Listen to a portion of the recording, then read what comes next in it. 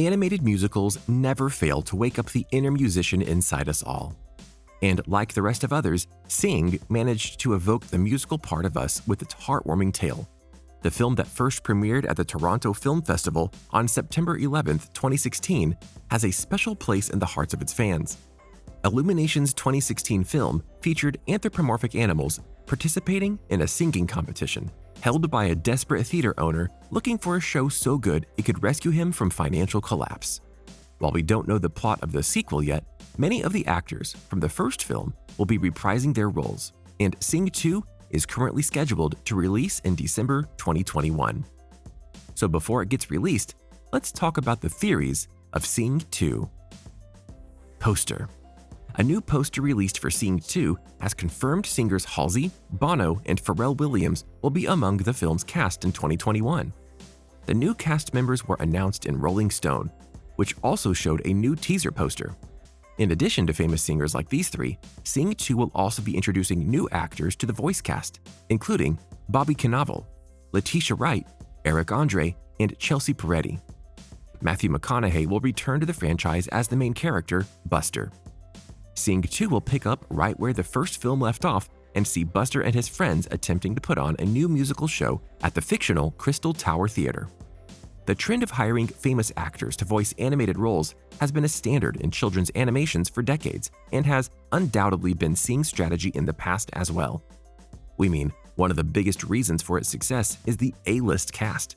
Granted, children wouldn't really know who they are, but it's possible that the parents saw the name on the bill and reluctantly dragged their children to see it in the hopes that the cast could keep them entertained for 2 hours. Some are huge stars. Some are big, but not, big. Either way, it's a spectacular cast that you've undoubtedly seen before. The focus on music is also essential for the movie, and bringing in more singers makes sense for a film about singing. Hopefully, all the new actors and singers will bring new energy to Sing 2 that the kids will love. With the addition of names like Pharrell Williams and Bono, it seems that Sing 2, much like the plot, is looking to go a bit more upscale. Rather than casting actors who aren't necessarily known for singing but can sing, the focus now seems to be on actual professional singers. That's not to say that the rest of the cast won't get a chance to perform, they almost certainly will, and it's possible that all the pros will actually have smaller roles. While Bono's character is certainly key to the plot, it's also possible he won't actually appear until the end of the movie. One does get the feeling that, with the pros involved, there will be more original music in the sequel. The first Sing movie saw most of the main characters covering popular songs of the day.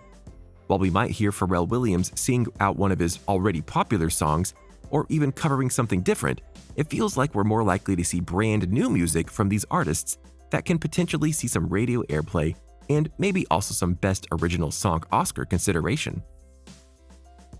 Plot. If we closely follow the events of Sing, then there are a lot of many different directions the sequel can take.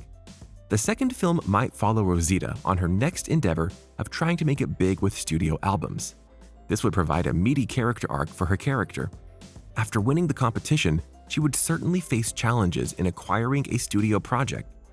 Her new career would be full of obstacles that would give good fodder for the narrative. The sequel could also focus on Buster, who could set up another competition and find new talent. Mike, who is a proud family man who quits jazz, is another interesting character. The sequel could focus on his efforts to rekindle his love for music. While the first film established the inner desire of the characters to be a musician, the sequel could follow up on their efforts to realize their newfound talents to become known and famous musicians. The official synopsis. Next holiday season, a new chapter in Illumination's smash animated franchise returns with big dreams and spectacular hit songs as can-do koala Buster Moon and his all-star cast of animal performers prepare to launch their most dazzling stage extravaganza yet. In the glittering entertainment capital of the world, there's just one hitch.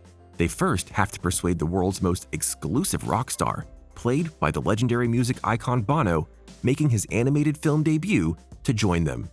Buster, Oscar winner Matthew McConaughey, and his cast have turned the New Moon Theater into a local hit.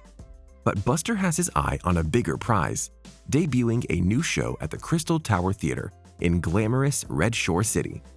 But with no connections, Buster and his cast, including harried mother Pig Rosita, Oscar winner Reese Witherspoon, rocker porcupine Ash, Scarlett Johansson, earnest gorilla Johnny, Taron Egerton, shy elephant Mina, Tori Kelly, and, of course, porcine provocateur extraordinaire Gunther, Nick Kroll, have to sneak their way into the world-famous Crystal Entertainment offices, run by a ruthless mogul wolf named Jimmy Crystal, Emmy winner Bobby Cannavale. In a desperate attempt to get Mr. Crystal's attention, Gunther spontaneously pitches an outrageous idea that Buster quickly runs with, promising that their new show will star lion rock legend Clay Calloway, Bono. Problem is, Buster has never met Clay, an artist who shut himself away from the world more than a decade ago after the loss of his wife and hasn't been seen since. As Gunther helps Buster dream up an out-of-this-world theatrical masterpiece, and the pressure and sinister threats from Mr. Crystal mount, Buster embarks on a quest to find Clay and persuade him to return to the stage. What begins as Buster's dream of big-time success becomes an emotional reminder of the power of music to heal even the most broken heart. Previous Sing. Sing is by no means the first animation to incorporate the talent show format into its narrative, but it's certainly the most successful. While it's not particularly original, this madcap caper based around the theater-owning koala with big dreams has the charm to spare and enough diversity in the music choices to not completely alienate older audience members. Dolly Parton rubs shoulders with Katy Perry and Stevie Wonder with Nicki Minaj. Buster Moon, or Matthew McConaughey, is clinging to his business by one koala claw. The bank is poised to prize the theater from his grasp. His solution? A talent show. Captures the public imagination before disaster strikes.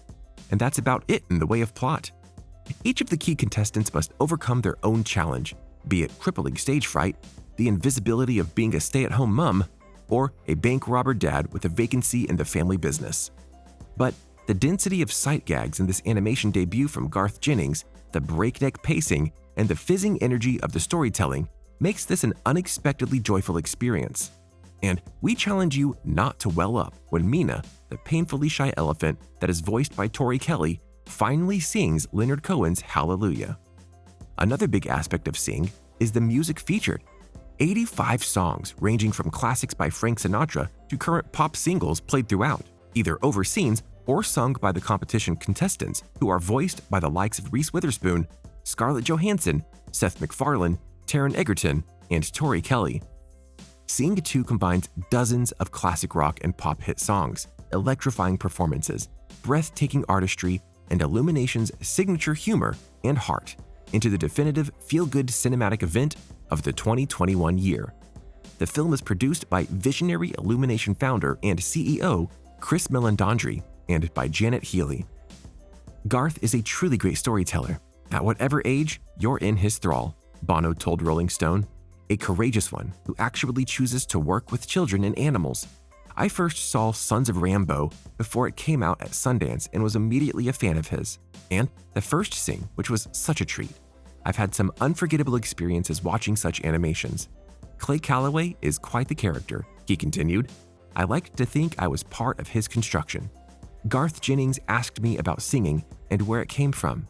I surprised myself and him by answering with a line that would make it into the film. Some people sing for a living. Some people sing to survive. Clay Calloway is a lion who lost his roar, a singer who lost his reason to sing when he lost his muse, a retired recluse rock star with a big shaggy mane and a low-frequency rumble of a grumble. He's also got guns on his property, paintball guns, and a mixed relationship with his fans. I got to play opposite the incredibly talented Tori Kelly, whose voice is just unbelievable, Pharrell Williams said. It was crazy. The movie has a lot of really interesting personalities and people with amazing voices, and I was honored to be among them. Aren't you so excited to watch Sing 2? Do you have any theories? Let us know in the comments down below.